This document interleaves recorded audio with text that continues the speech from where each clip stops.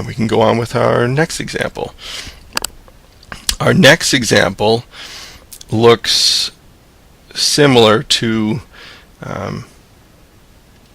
our second example, our third example does. So let's start with our third example. I'm going to start over here for a reason you'll see in a second. I'm going to choose as my independent variable again x, and I am going to choose a value of x starting at 0, and I'm going to choose a pattern of incrementing values by a quarter.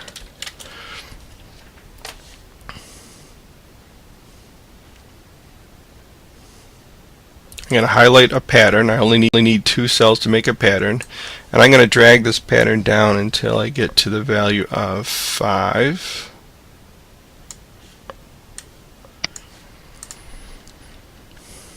And I'm going to have a constant over here called numerator.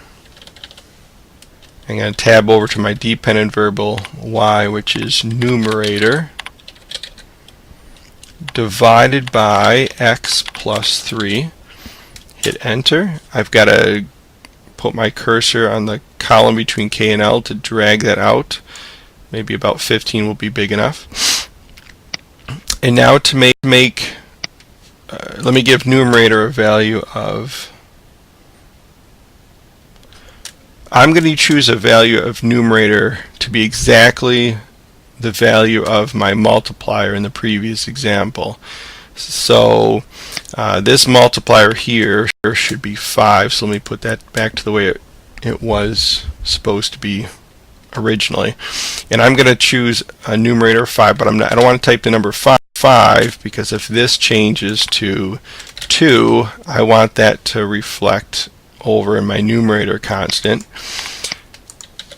So in order to do that, I'm going to just set an equal sign there and then select that value, type enter, and now no matter what I change that constant to multiplier, it will be reflected over here in my numerator. Okay, to make my dependent variable, I'm going to type equals, and I want to take my numerator, which lives in I2, and I'm going to use this / to indicate division, and I'm going to divide it by whatever lives in cell X plus 3. I'm going to type enter, and if you notice, I'm going to get a divide by 0 error, and I shouldn't get that because if I take 5 and divide it by 0 plus 3, that turns out to be 5 divided by 3, which is 1.666 repeating. The reason I had an error is I did not tell Excel what the whole denominator was. Order of operations is extremely important in Excel. You have to tell Excel that I'm going to divide my independent variable x in column, my independent constant in column I by x plus 3. So I need parentheses to group that together. And now when I hit enter, I get a nice result. Again, when I copy this formula down, you'll notice it doesn't look right. And if you get weird results, just double click on one of the weird result values, and Excel will highlight what is being sectioned off. And you'll notice that it'll highlight what's being used to come up with the calculated value. And you'll notice that it's using the current value of x to get the current value of y and the current value of numerator. The problem is there's only one value of numerator. I neglected to put in a $sign in front of the variable I, or the value that lives in I2, and I have to lock in that row. So I'm going to put a $sign in front of the row. If you like, you can lock in the column as well, but we're dragging the formulas downwards so that's never going to change. And if I drag this down, you'll see that the values are proper now. What I would like to do now is introduce another variable called incremental. I'll make that a little wider. And incremental is going to change my independent variable by the incremental value. So if I type a number like 1, I'm going to want my x to increment by 1. I want it to go from 0 to 1 to 2 without having to create a pattern and drag it out like I've shown you so far. In order to do that, it's very, very easy. I'm going to start with this value of 0 here and leave that alone. I'm going to go to the next cell and I'm going to type a formula. And I'm going to say let the next value of x equal the previous value of x plus whatever my incremental value is, and hit enter. And then when I drag this formula down, you'll notice that it doesn't look quite right again.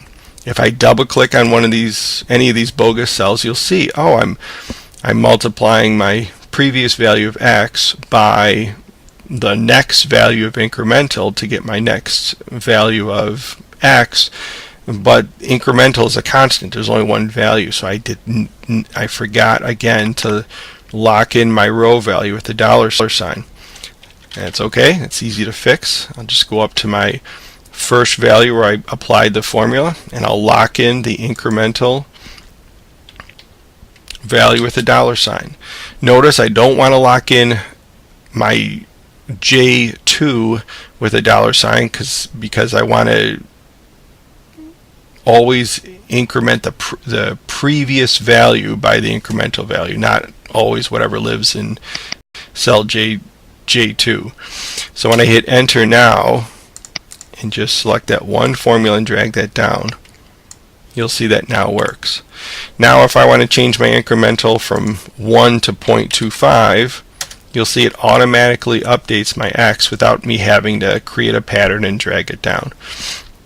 It's just a little faster way of doing it. Let me just drag this value of my dependent variable down. And now we just have to make this look pretty, create a border and all that stuff. So I'll create a border. Again, I will choose a thick border on the outside, a thin border on the inside. I will highlight my header, and I will put a nice medium thick border on the underside of that. And you'll notice again, I've got some cells that don't need to be here, so I'm going to highlight these cells, and whatever is highlighted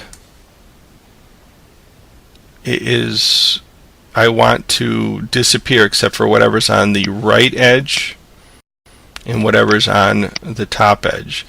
So I'm going to hit none, but I want to restore those values, those borders, I mean. And then I'm going to highlight in yellow all of my independent variables or constants. And then to show that my numerator is not just a constant value, but it's actually a dependent constant value from a previous problem, I'm going to go to more borders, fill, in a pattern style of 6 1/4% gray. And there's my